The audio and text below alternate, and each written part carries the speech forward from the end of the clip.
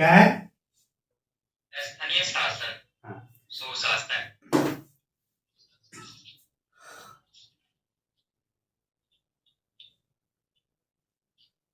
सब स्थानीय स्वशासन क्या है, आप लोग बताइए थोड़ा जल्दी में, जितना आइडिया है।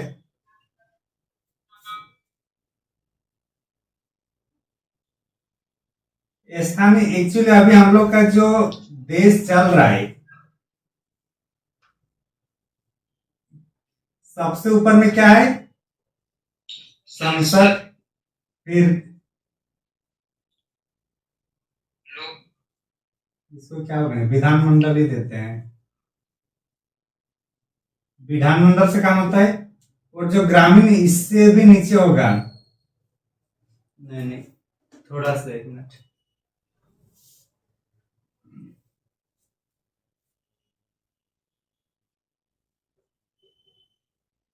संघ बड़ा है, उसके बाद छोटा कौन है? उससे छोटा राज्य, और इससे छोटा हम लोग का गांव स्तर पर होगा।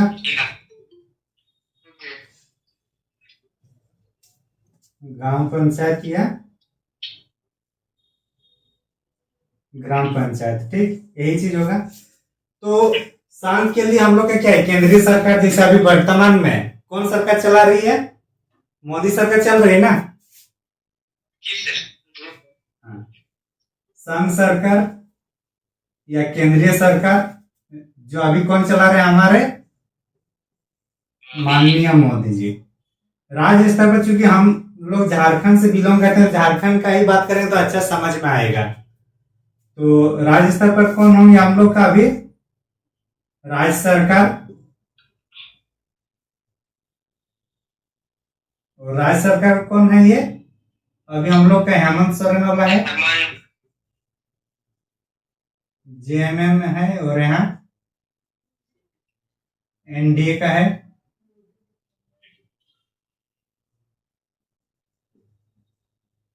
बीजेपी।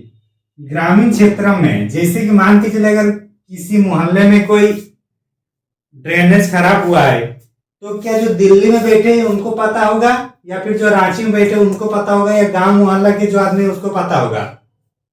जो गांव में रहेगा उसको पता हो। तो जो ग्रामीण स्तर पर जो होगा, उसी के आसपास आदमी को पता चलेगा कौन सा मोहल्ले में कितने नल खराब है या कितने चापाकल खराब है, वहां की रोड की व्यवस्था ठीक है कि नहीं। कीचड़ वाला रोड है तो वहां पीसीसी बनाना है, या खेल के लिए मैदान बनाना है, या चारागाह बनाना है। तो ये गांव स्तर पर जो आदमी रहेगा वही बेहतर बता सकता है कि क्या क्या वहां पे प्रॉब्लम्स है। ना तो रांची से उसको समझ सकते हो, ना ही दिल्ली से। इसलिए ग्राम पंचायत की हम लोग के यहाँ जरूरत पड़ी। समझ में आ गया? तो इसी को हम लोग क्या बोलते हैं? स्थानीय सुशासन।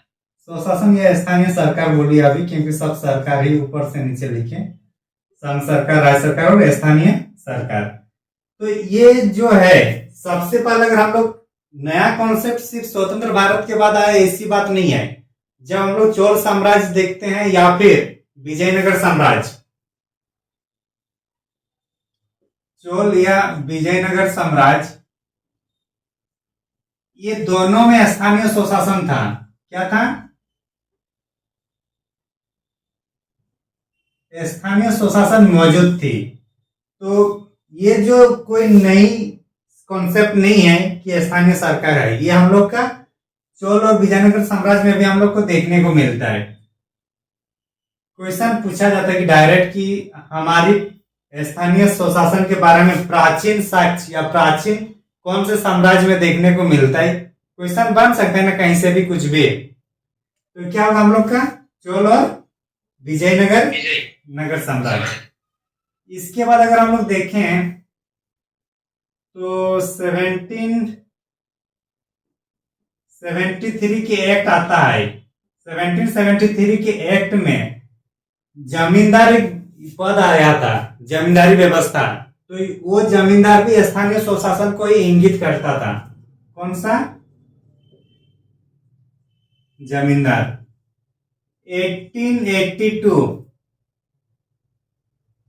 1882 में है हम लोग का लॉर्ड रिपन वायसराय बनते हैं। कौन बनते हैं? हाँ, लॉर्ड रिपन। तो इन्होंने अपनी स्थानीय स्वशासन कैसे गांव तक लोगों को अपनी शासन व्यवस्था में लाया जाए, तो उनके लिए एक प्रस्ताव भेजा था उन्होंने कि गांव स्तर पर जन सहभागिता बढ़ाने के लिए ग्रामीण स्तर पर शासन व्यवस्था बनाना बहुत जरूरी है। और उसी कॉन्सेप्ट में मतलब ये प्रस्ताव दिया था किसका? स्थानीय सरकार रहेगा तो ही गांव के आसपास या मोहल्ले के आसपास क्या परेशानी है उसको कैसे निजात पाया जाए वो सोच सकते हैं। तो इस पर प्रस्ताव कौन दिया था? Lord Ripon. और इसी प्रस्ताव को फिर वो माना जाता है और इसलिए इसके प्रस्ताव को स्थानीय स्वशासन का मैग्ना कार्टा कहा जाता है। मैग्ना कार्टा, स्थानीय स्वशासन का मैग्ना कार्टा किसके प्रस्ताव को कहा जाता है? लॉर्ड रिपन के। और इसीलिए चूंकि यहीं से शुरुआत हो रहा है आधुनिक हम लोग का स्थानीय स्वशासन, तो इसलिए आधुनिक स्थानीय स्वशासन का जनक किससे माना जाएगा? आधुनिक स्थानीय स्वशासन का जनक कौन है? Lord Ripon. आगे जैसे जैसे टाइम पार होते जाएगा तो 1919 में आएंगे फिर हम लोग। 1919 में कौन सा एक्ट आया था? भारत शासन अधिनियम 1919 को क्या कहा गया? दूसरा नाम उसका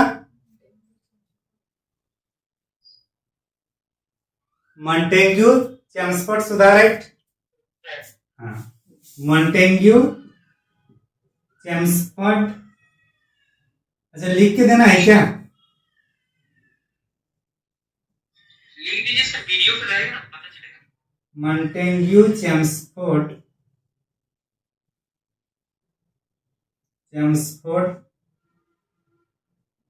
सुधार एक्ट। मॉन्टेग्यू चेम्सफोर्ड सुधार एक्ट 1919। इसके तहत दो विषय होता था, एक हस्तांतरित विषय होता था और एक आरक्षित विषय होता था। तो स्थानीय स्वशासन को हस्तांतरित विषय में रखा गया। हस्तांतरित विषय में रखा जाता है। 1935 में भी यही होता है। इसमें और क्या किया जाएगा? समृद्धि किया जाएगा और इसके जो भी प्रावधान है उसको बढ़ाया जाएगा स्थानीय स्वशासन का। तो ये सब हम लोग का स्थानीय स्वशासन का इतिहास है, ठीक ना। मेनली यहाँ क्वेश्चन पूछा जाता है, इतना डीप नहीं भी जाएगा। तो प्राचीन हम लोग का कहां से पता चलता है? चोल और विजयनगर। स्थानीय स्वशासन का जनक किसे कहा जाता है? Lord Ripon. और स्थानीय स्वशासन का मैग्ना कार्टा का प्रस्ताव कौन दिए हैं? Lord Ripon. इतना कम से कम 3 से 4 पॉइंट यहाँ याद रखना है।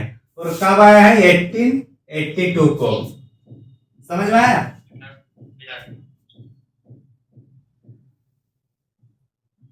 लिख लिया ना? ये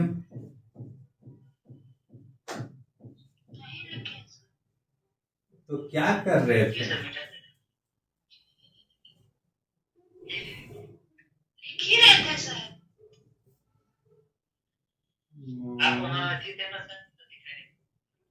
ठीक है, थोड़ा जल्दी में लिखा करिएगा क्योंकि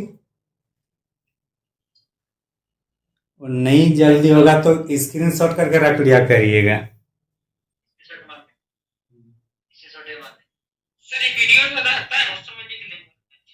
हाँ, तो देख लीजिए आप लोग जैसा आप लोग का होगा।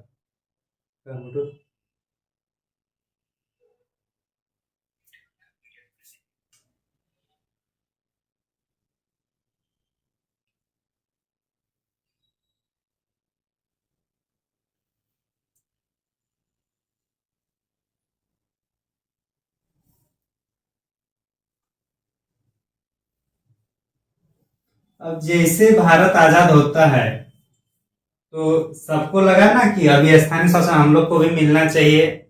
तो इसी में वाद विवाद हो गया था संविधान सभा में। उसी दौरान कि महात्मा गांधी चाहते थे कि स्थानीय स्वशासन लागू हो, जबकि भीमराव अंबेडकर नहीं चाहते थे कि स्थानीय शासन लागू हो। मिटा देना अभी। जी सर। ये विष्णु आप जी मत करिए, अगर बगल अगर लिख रहे हैं तो लोग को इधर लिखने का टाइम दीजिए। सबको आप एकदम हड़बड़ा देते हैं। सब स्क्रीनशॉट मारते हैं क्या आप लोग? हम सर लिख लिए हैं पूरा। अच्छा लिख लिए, ठीक है ठीक है। क्या है? इधर है इधर है इधर। विवाद किसके किसके बीच था?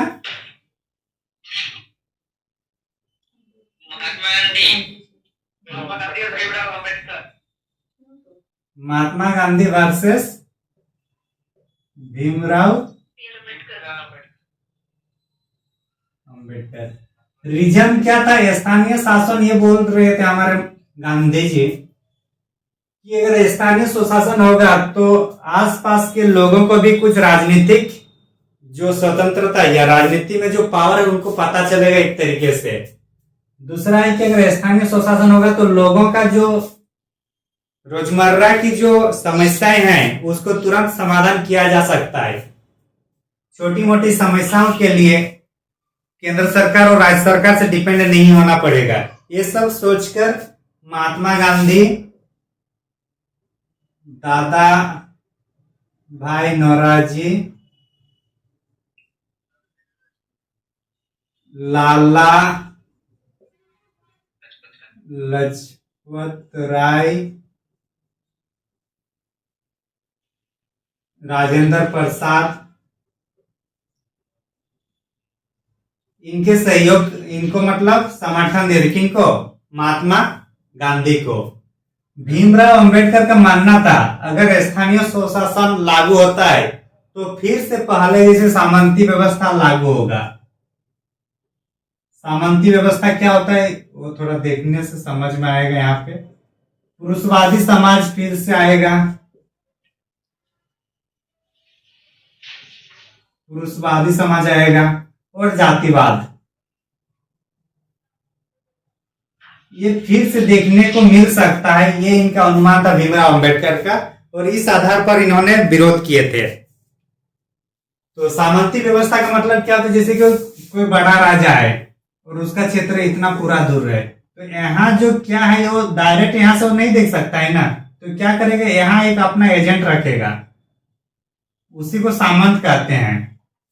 तो उसी टाइप से हो रहा था। अगर कोई राज्य सरकार यहाँ पे है तो उसके एक एजेंट के रूप में कौन बनेंगे? जिला परिषद या जो भी है इस टाइप से। तो ये उनका अंदेशा थे। दूसरी बात, पुरुषवादी। आप लोग न्यूज में देखे होंगे मुखिया पुरुष या फिर जो पंचायत जो वेब सीरीज है उसमें भी देखते हैं सरपंच पति था कि नहीं? पहले सीरीज पंचायत वाला पहले सीरीज में वही हुआ ना। सब काम क्या उनके हस्बैंड कर रहे थे, जबकि चुना कौन गई थी? उनकी वाइफ। तो जब उस महिला को जब पता चला कि मेरे पास ये पावर है तब जाकर छीना गया। तो पहले कहीं ना कहीं पुरुषवादी था ही, था कि नहीं?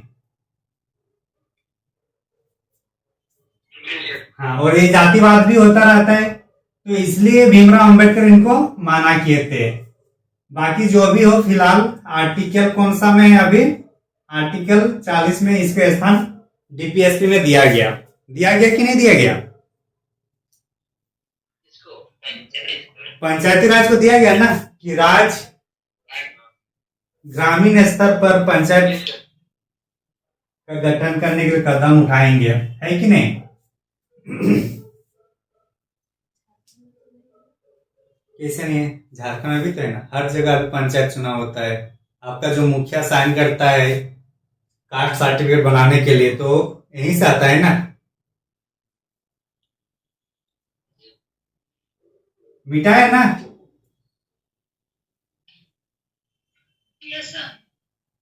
तो सामंती व्यवस्था पुरुषवादी और जातिवाद होने की उनको पहले से मतलब आशंकाएं थे, इसलिए उन्होंने विरोध किया था। तो कुछ पूछा जा सकता है कि स्थानीय स्वशासन के विरोध कौन थे?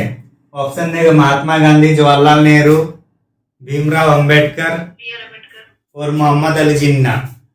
तो आप लोगों को लगे जिन्ना भाई से भी किए होंगे क्या?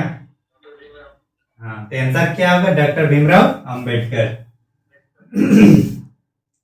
तो स्थानीय स्वशासन हम लोग का ये कब स्वतंत्र होने के बाद, जैसे कि अगर संविधान निर्माण की बात करते हैं तो 9 दिसंबर 1946 यही से शुरू हो गया था ना? जी सर।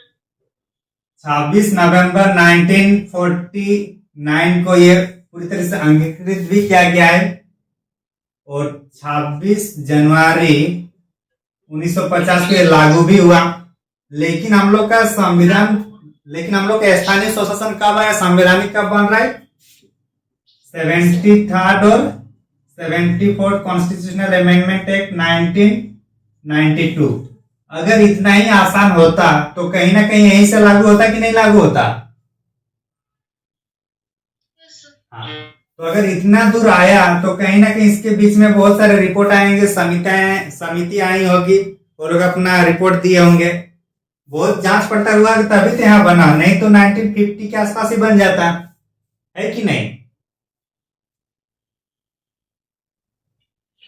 हाँ, तो वही 1950 में जैसे संविधान लागू होता है तो इसी दौरान जहन में तो सबको था कि स्थानीय स्वशासन लागू करना है, लेकिन कैसे लागू करना है ये एक चुनौती था हमारे पास। तो इसी को ये करते हुए फिर 1957 में एक कमेटी बैठता है, बलवंत राय मेहता कमेटी। बलवंत राय मेहता समिति। कौन सा?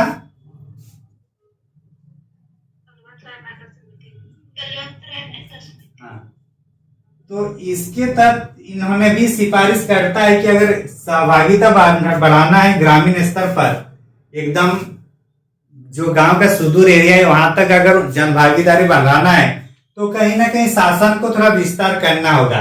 और इसी क्रम में इन्होंने त्रिस्तरीय शासन की बात करता है। कितना? त्रिस्तरीय शासन व्यवस्था। तो 3 स्तर क्या होगा? पहले ग्राम स्तर पर होगा, तो ग्राम स्तर पर क्या होता है? ग्राम पंचायत होता है कि नहीं? ग्राम पंचायत दिख रहा नहीं है? ज्यादा छोटा हो रहा है। छोटा दिख रहा है।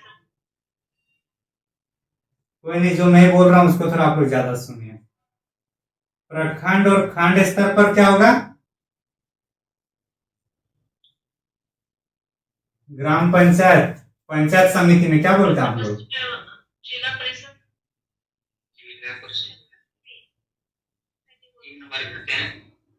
पंचायत समिति होता है ना?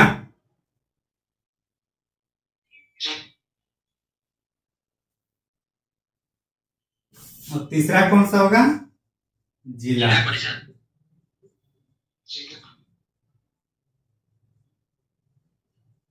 तो ये बोला बलवंत राय मेहता कि अगर जन सहभागिता बढ़ाना है तो आपको 3 स्तर में, फिर इससे इसको मतलब एक स्तर में संघ के साथ साथ संघ राज के साथ साथ और एक शासन व्यवस्था करना है, और कौन होगा? स्थानीय स्वशासन, जिसके अंतर्गत 3 और स्तर होगा, ग्राम स्तर पर, प्रखंड और जिला स्तर पर। यही क्या है ना, जनरली इनका यही था। समझ में आया?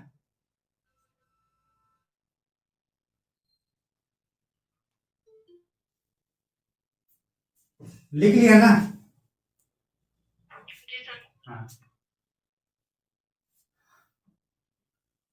1957 से फिर आते हैं आपका 19 कौन सा? अशोक मेहता समिति।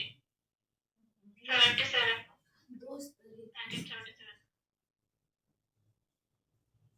कब है बताइए? 1977 मतलब 20 साल बाद फिर से इनको लाया जाता है। तो इसमें भी अच्छा, एक मिनट, यहाँ जो आया ना कितना 1957 में, तो इसको फिर राष्ट्रीय विकास परिषद ये जो प्रस्ताव लाया गया था, जो सिफारिशें दी गई थी बलवंत राय मेहता, इनको इन्होंने स्वीकार करता है कौन? राष्ट्रीय विकास परिषद। तो इसके तहत फिर 2 अक्टूबर 1959 को राजस्थान के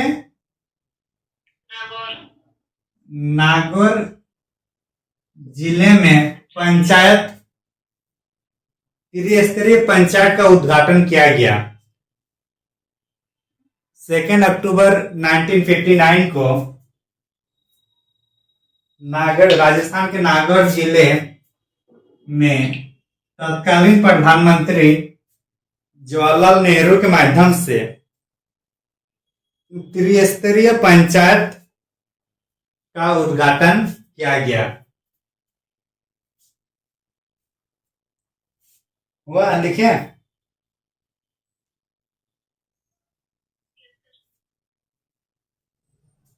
और 11 अक्टूबर को 1959 में ही आंध्र प्रदेश के महबूबनगर जिला, कौन सा जिला है?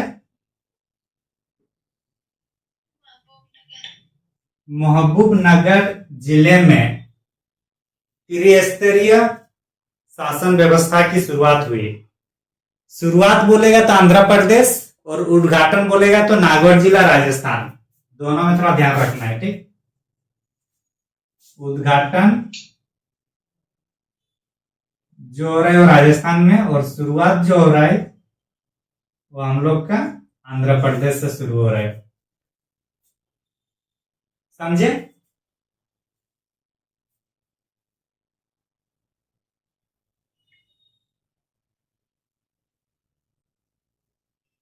आगे है? जी सर।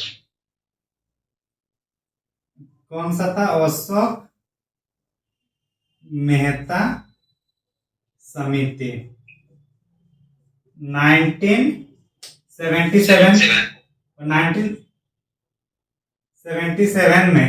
इस बलवंत राय मेहता के टाइम ये जो सरकार किसकी थी? कांग्रेस की। और अशोक मेहता समिति के टाइम सरकार थी जनता पार्टी। कौन सा? जनता पार्टी। इसमें बोला कि 2 स्तरीय होगा, इसमें त्रिस्तरीय बोला ना।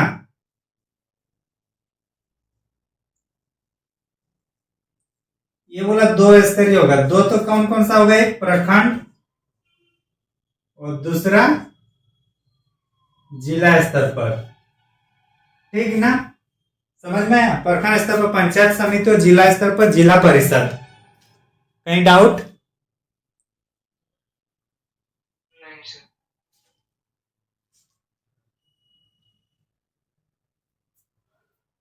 इन्होंने फिर से बोला कि जो स्थानीय स्वशासन है उसको संवैधानिक दर्जा दिया जाना चाहिए। संवैधानिक दर्जा दिया जाना चाहिए। दिख रहे लास्ट एकदम नीचे वाला?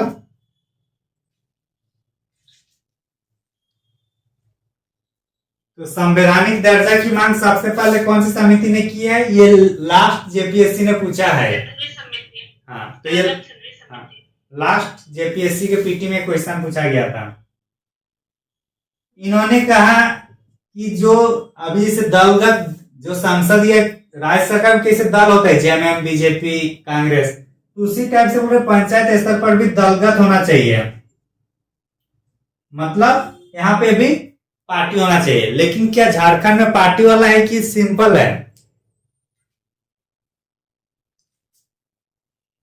जब आप लोग मुखिया चुनाव करते तो उस टाइम कोई जेएमएम या जेएलके या बीजेपी का पार्टी वहां नेता खड़ा होता है क्या वोट लेने के लिए? नहीं। तो हम लोग का जो है वो दलगत नहीं है। तो दलगत के इन्होंने क्या बोला था कि दल होना चाहिए। समझ में आया? ये बोला कि राज्यों को कराधान शक्ति भी मिलना चाहिए। क्या? कराधान मतलब टैक्स लेने के अधिकार भी इनके पास होनी चाहिए। समझे?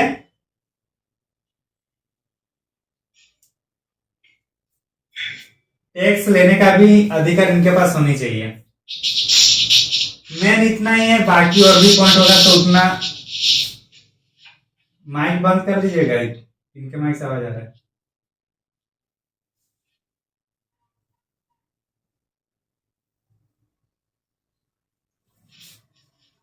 लिख लिया उधर वाला?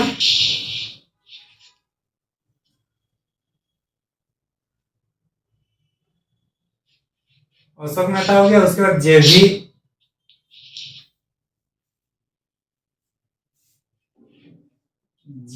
वी के राव समिति। जेवी के राव समिति है, ठीक ना?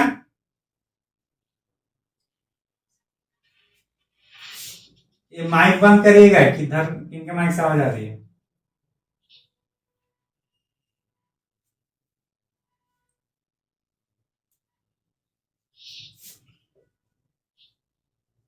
कब आया ये जेवी के राव समिति? 1985।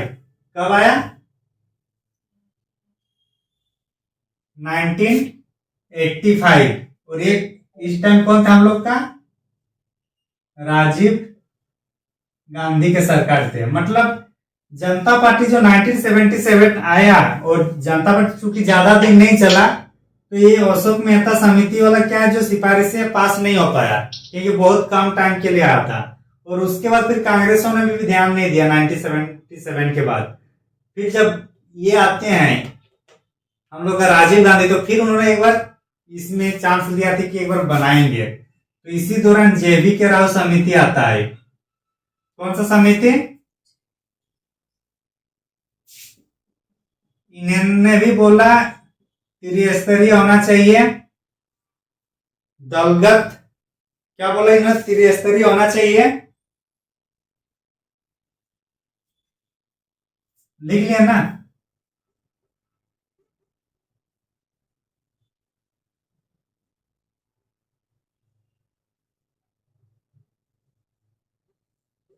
एसटी, एससी, ओबीसी और फीमेल के लिए एक उचित आरक्षण मिलना चाहिए। तो आरक्षण की पहली बार जो बात है वो कौन सी समिति ने की है? जेवी के राव समिति ने।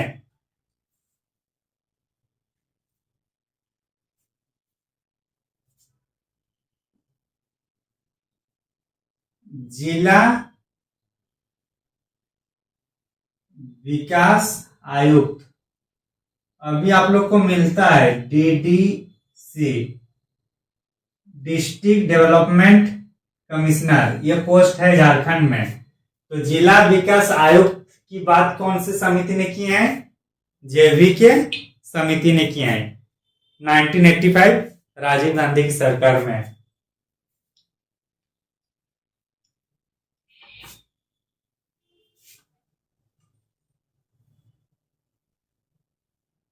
नेक्स्ट कौन सा आ रहा है? लक्ष्मीमल, लक्ष्मीमल सिंघवी।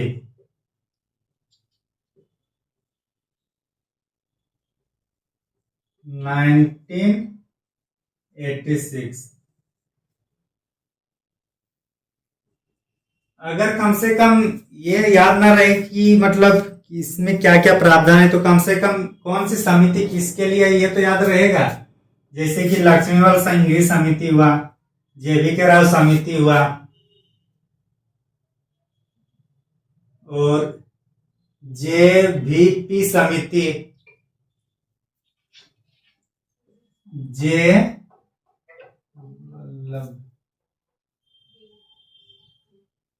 जेवीपी समिति भी एक था। ये कौन सी समिति का है बताइए, तो आप लोग को पढ़ाया हूं। जेवीपी समिति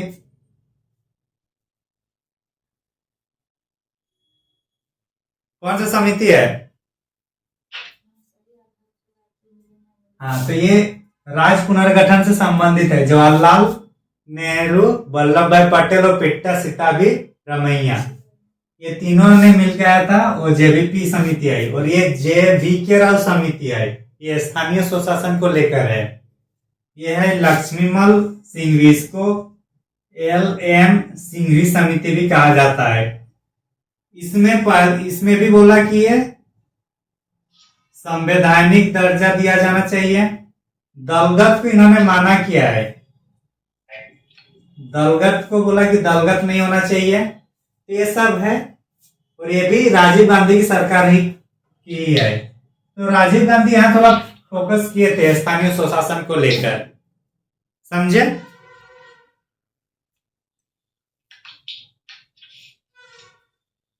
और इसके बाद direct 73 and 74 constitutional amendment act 1992 आता है। इस टाइम अगर देखा जाए तो प्रधानमंत्री कौन थे? PV नरसिंह राव। हाँ,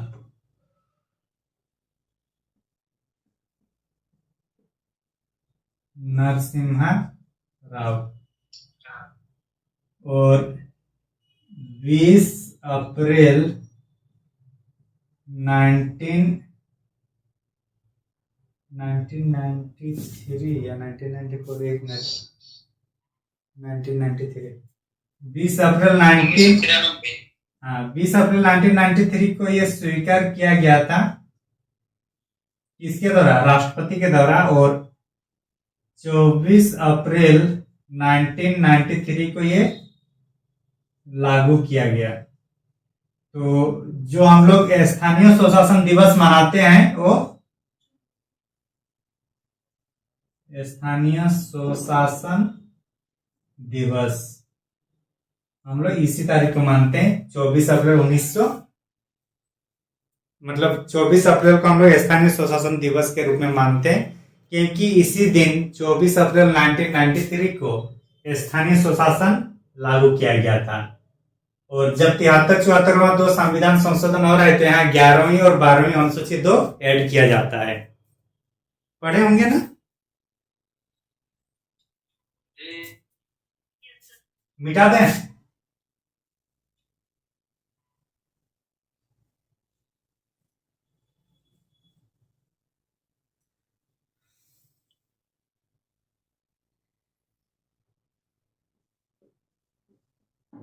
सेवेंटी थर्ड किसके लिए है? पंचायत। और 74 किसके लिए है? नगर पालिका। अनुसूची कितना है यहाँ पे? इसमें होगा हम लोग का 11वां अनुसूची, और ये 12वां अनुसूची। विषय इसमें कितना है? 29, और इसमें 18।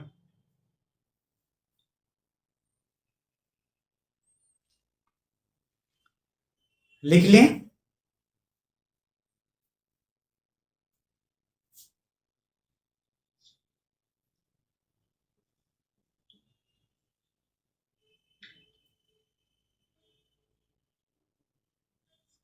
आर्टिकल 243 से लेकर 243 ओ किसका है? पंचायत का। और इसमें 243 ओ के बाद क्या होता है? पी। 243 पी से कितना है? 243 जेड।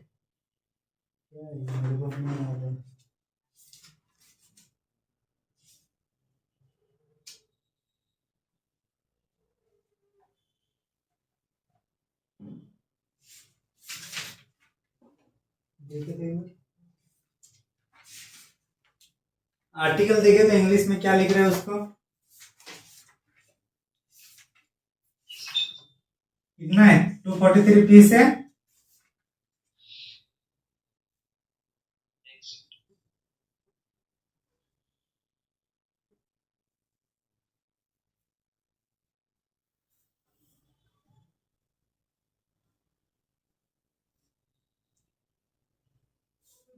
जी सर, जी जेड। जी।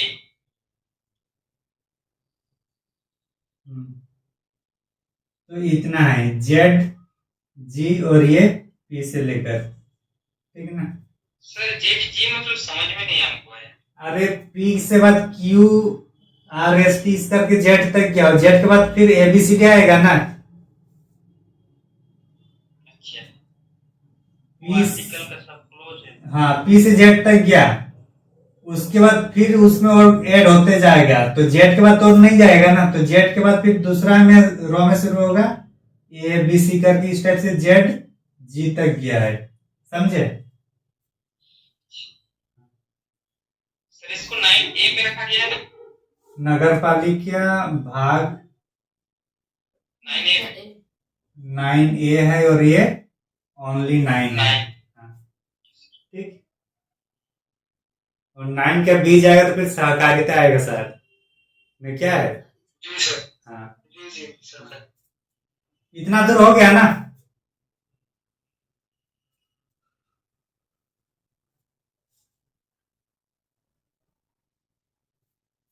अरे हुआ कि नहीं। हाँ चलिए, अब रट्टा वाला लिखिए चुपचाप आराम से। विषय कितना है 29। और राज्य में विषय गांव पंचायत है कि गांव लेवल में जो भी आपको देखने को मिलेगा, चाहे वो जमीन से संबंधित हो या फिर स्कूल से संबंधित हो, स्कूल मतलब माध्यमिक स्कूल तक, हाई स्कूल हो सकता है, लेकिन कॉलेज या टेक्निकल कॉलेज यहाँ उतना नहीं देखने को मिलेगा। चारागाह, कब्रिस्तान, सिंचाई, खेती, जितनी भी आपको गांव में देखिएगा वो किस में आएगा, इसी 29 विषय में से ही होगा। और नगर जो शहरों में जो दिखेगा वो आपका कितने विषय है टोटल, 18 विषय इसी में आएगा, ठीक है ना। आगे लिखिए आर्टिकल 243। आर्टिकल 243 क्या ए ग्राम सभा के बारे में है, क्या है ग्राम सभा। 243 क्या बी पंचायतों का स्तर।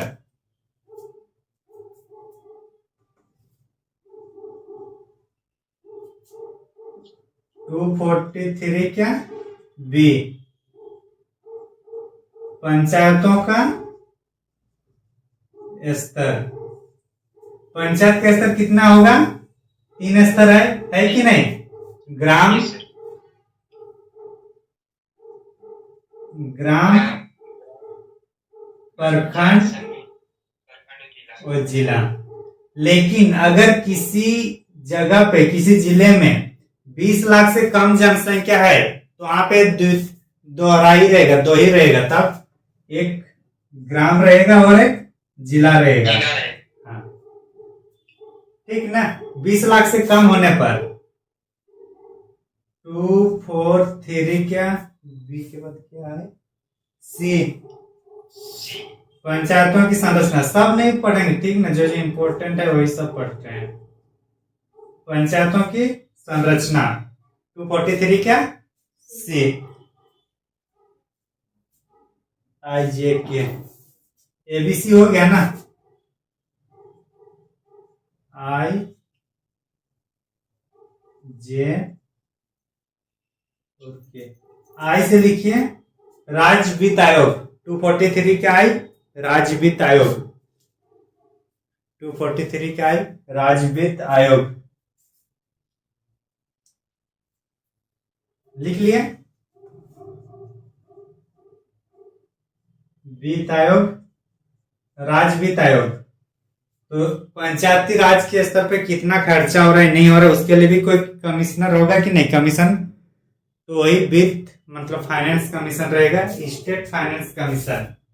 जे के स्तर पर जो भी इतना अगर टैक्स लेने का अधिकार दे रहे हैं हम लोग इनको पंचायत को, तो कितना टैक्स आ रहा है जा रहा है या सरकार कितनी पैसा दे रही है ग्रामीण विकास के स्तर पर, तो उसका लेखा जोखा भी रखना होगा कि नहीं रखना होगा। तो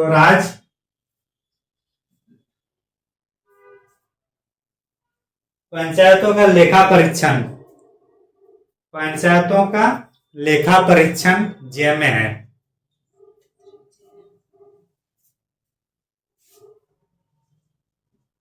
लेखा परीक्षण जेड।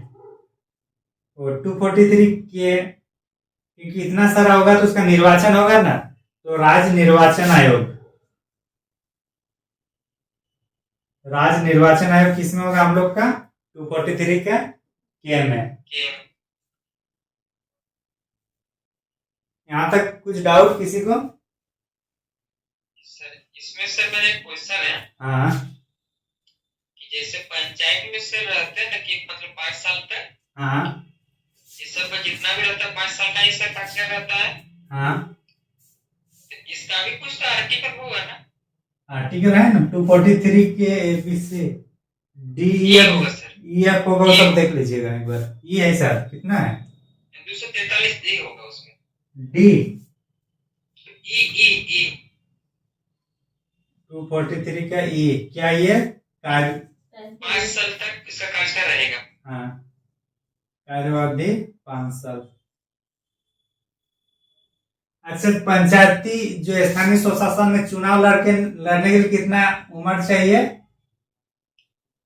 इसमें से 20 21। चुनाव लड़ने के लिए पंचायती में 21 चाहिए। बाकी में लोकसभा हो या राज्य विधानमंडल में 25, और विधान परिषद हो या फिर राज्यसभा वहां पे 30 है। और जो हम लोग का है राष्ट्रपति, उसका 35 है। 35। हाँ, इधर लिख लिया ना सब, ABCD और IJK।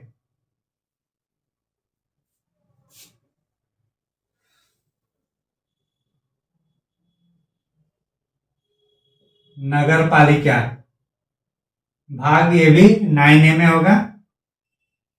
ये कौन सा संविधान संशोधन है?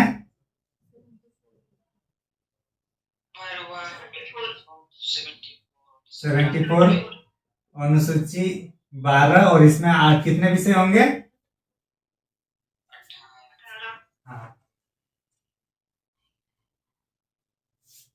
डायरेक्ट है ये 243 का क्यू। 243 का क्यू। इसमें होगा नगर पालिकाओं का गठन। नगर पालिका का गठन। नगर पालिका का गठन किसमें? 243 का क्यू में।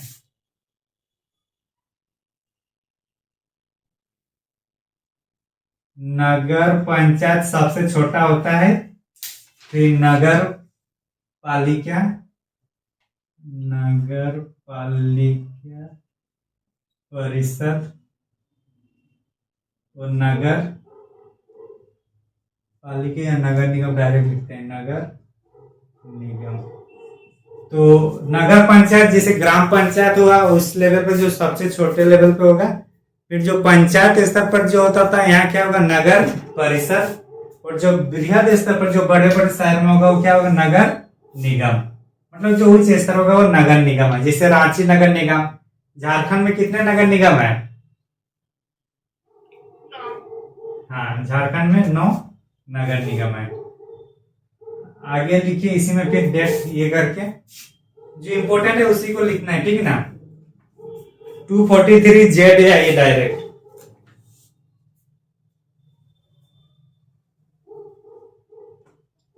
टू 43 जेड है, ठीक ना? जो इम्पोर्टेंट है क्वेश्चन जहां से पूछा जाता है, नगर पालिका के लिए चुनाव, नगर पालिका के लिए निर्वाचन या चुनाव। 243 जेड।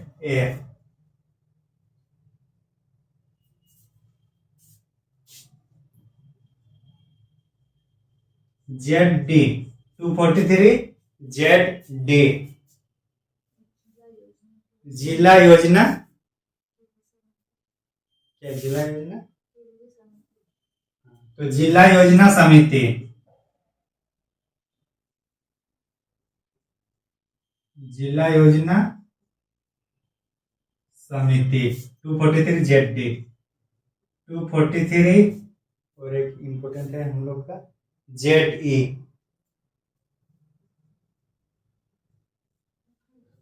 महान महानगरीय योजना समिति, ये जिला योजना होगा। अब ये महानगरीय योजना समिति, यहां तक लिख लिया।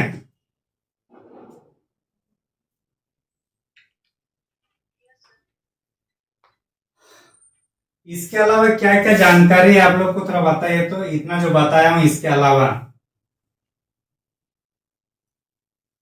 होगा 2-4 पॉइंट, इंपॉर्टेंट पॉइंट है, छूटा है, बताइए आप लोग। और विशेष करके ये लड़की लोग बताइए तो अच्छा रहेगा। क्या क्या पॉइंट छूटा है? गर्ल्स लोग को 50% आरक्षण दिया गया है। 50% आरक्षण दे दिया गया? कब? पंचायतों में है ना। है ना? है या ना? कंफर्म करिए। है सर, गर्ल्स के लिए कितना परसेंट? 50%। कंफर्म? Yes sir. 1/3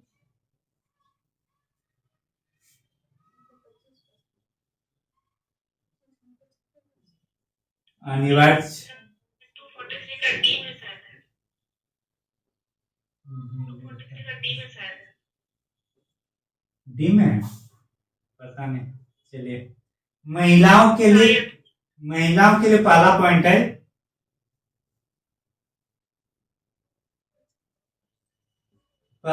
कि 1/3 रिजर्व होना चाहिए, आरक्षित। कितना? ये मिनिमम 1/3 होना चाहिए। राज्य सरकार चाहे तो इसको बढ़ा सकते हैं, लेकिन 1/3 से कम नहीं होना चाहिए। समझ में आया?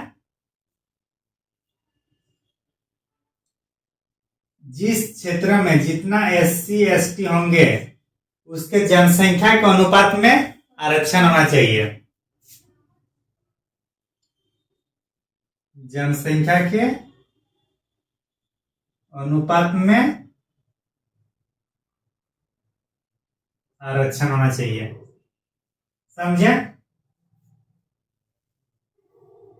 हाँ कि नहीं?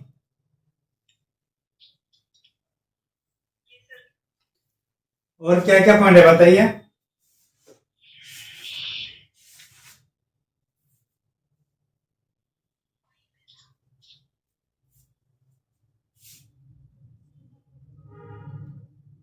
कितना स्तर पर होगा?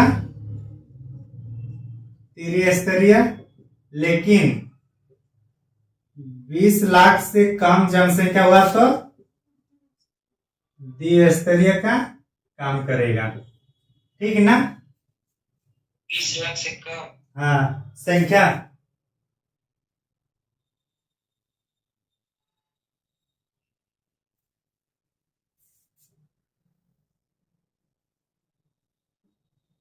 प्रत्येक स्तर में जो चुना जाते हैं, जो सदस्य, हम लोग डायरेक्ट चुनते हैं कि नहीं चुनते हैं?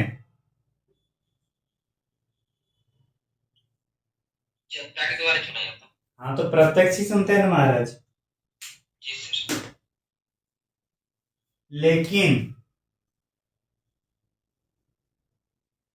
पंचायत समिति और जिला स्तर में जो है परिषद के सदस्यों का जो अध्यक्ष का नियुक्ति होता है, अध्यक्ष की नियुक्ति ये प्रत्यक्ष होता है कि अप्रत्यक्ष होता है? ये जिला स्तर में भी प्रत्यक्ष होता है। ये जो चुने हुए लोगों द्वारा चुना जाता है। हाँ, तो ये अप्रत्यक्ष होता है। अरे हम लोग जिला परिषद को अपने अपने जिला का एक एक, मतलब अपने क्षेत्र का एक एक जिला परिषद चुनते हैं, और पूरा जिला का उन जिलों जो जिला परिषद वो लोग मिलके एक को ये करके चुनते हैं, उसको जिला परिषद का वो अध्यक्ष होता है। समझे? और वो जिला परिषद का जो अध्यक्ष होगा वो डायरेक्ट DC के पेरोल में काम करता है। समझ में आ रहा है? हम लोग जो जिला परिषद चुनते हैं वो जिला परिषद के सदस्य होते हैं, और जो जिला परिषद के सदस्य उन्हीं लोगों में से एक को जो चुनता है वो जिला परिषद के अध्यक्ष होते हैं। समझे? और वही जिला परिषद अध्यक्ष डीसी के पैरेलल में काम करते हैं। समझ में आया ना? सर ये वाला पता नहीं। वार्ड में तो ग्राम स्तर पर रहता है, प्रत्येक सीमा स्तर में चुना जाएगा। अरे आप जो जिला परिषद को चुनते हैं ना, वो एक मेंबर है, और इसी टाइप से एक जिले में बहुत सारे जिला परिषद सदस्य होते हैं, और जितने भी जिला परिषद सदस्य होते हैं सब मिलके एक हेड चुनते हैं और वो अध्यक्ष बनता है। जैसे कि लोकसभा के अध्यक्ष को हम लोग चुनते हैं कि लोकसभा के सदस्य चुनते हैं, लोकसभा के सदस्य। उसी टाइप से हम लोग जिला परिषद के सदस्य को चुनते हैं और जिला परिषद के सदस्य अपना अध्यक्ष चुनते हैं वो लोग। समझ में आया?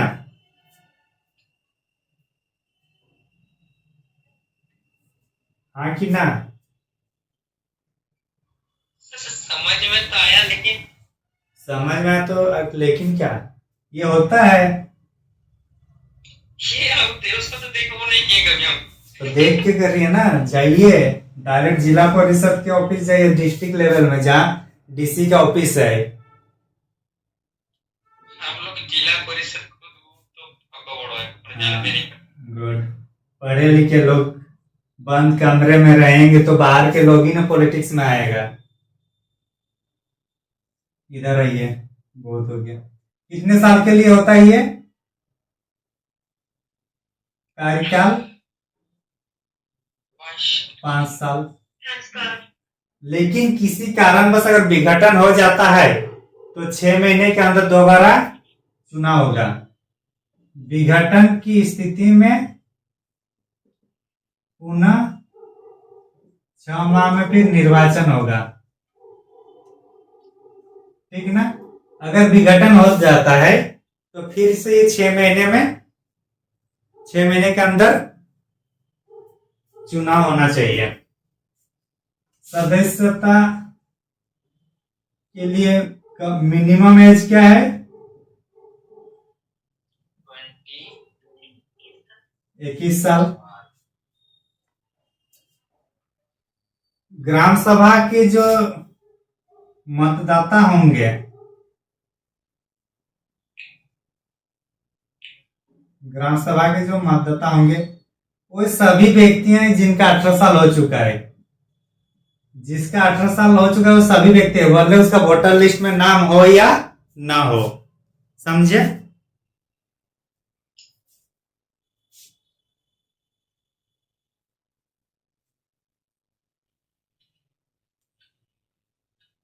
हाँ, इतना ही है इनका अनिवार्य।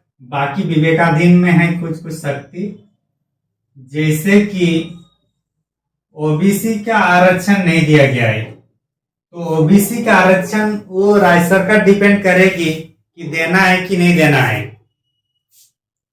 कौन डिसाइड करेंगे? और इसके लिए फिर ट्रिपल टेस्ट होता है। ये जो टेस्ट होगा उस एरिया में कि ओबीसी का कितना है वहां जनसंख्या और एससी एसटी का कितना है, तो इस आधार पर टेस्ट किया जाता है। उसी को ट्रिपल टेस्ट कहा जाता है, और ट्रिपल टेस्ट ओबीसी के लिए होता है। मतलब ये क्वेश्चन फिर पूछा जाएगा कि ट्रिपल टेस्ट किससे संबंधित है, तो किसके संबंधित है? ये ओबीसी के संबंधित है। विवेकाधीन शक्ति में ये है कि फीमेल का जो रिजर्वेशन है 1/3 से बढ़ाकर कितना किया जाए, मतलब कितना बढ़ा सकते हो राज्य सरकार पर डिपेंड करती है। तो अभी झारखंड में भी लगभग 50% है, बिहार में भी 50% है, तो इस टाइप से कुछ राज्यों में अभी 50% किया गया है। समझ में आ रही है? जी सर। राज्य सरकार पर यह डिपेंड करता है कि जो 29 विषय है, 29 विषय किसको है? पंचायतों को, और 18 विषय किसको है?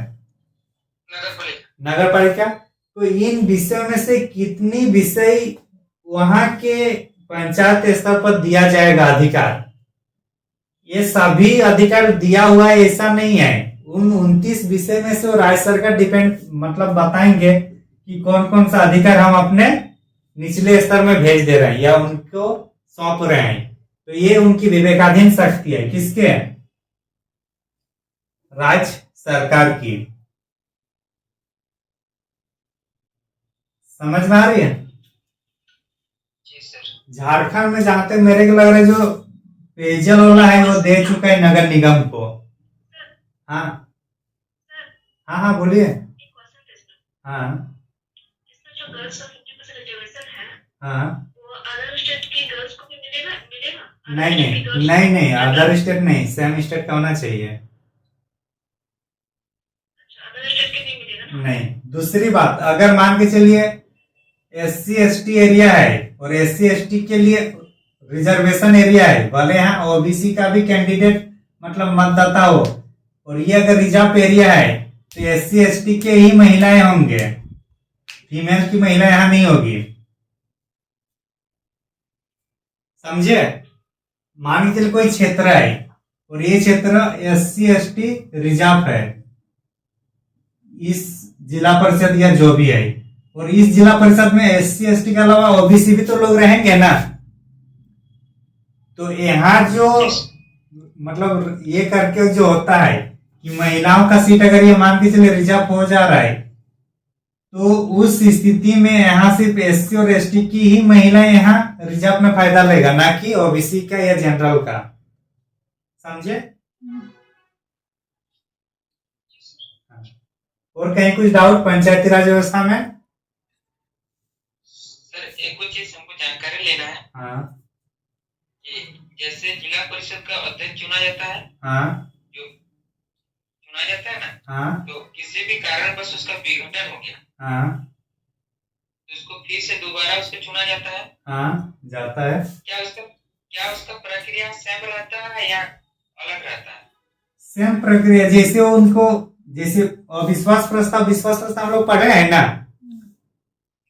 तो अगर मान के चलो विघटन हो रहा है, अच्छा एक मिनट, सिर्फ वो जो अध्यक्ष है उसको हटाएगा, वो वाला बात कर रहे हैं आप?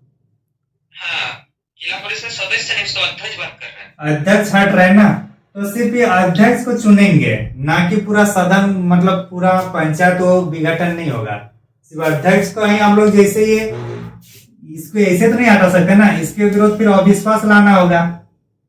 अविश्वास शब्द का मतलब है कि इसके विरुद्ध वो लोग लिख के देंगे DC साहब को कि इनका अब बहुमत नहीं है, इसको हटाना होगा। तो फिर ये अपना अगर है तो दिखाएगा, नहीं तो फिर अगर नहीं है तो फिर इसको बोले ठीक है, अगर इनके पास नहीं हो रहा है तो आप लोग किसी एक व्यक्ति को चुनिए जो अध्यक्ष होगा।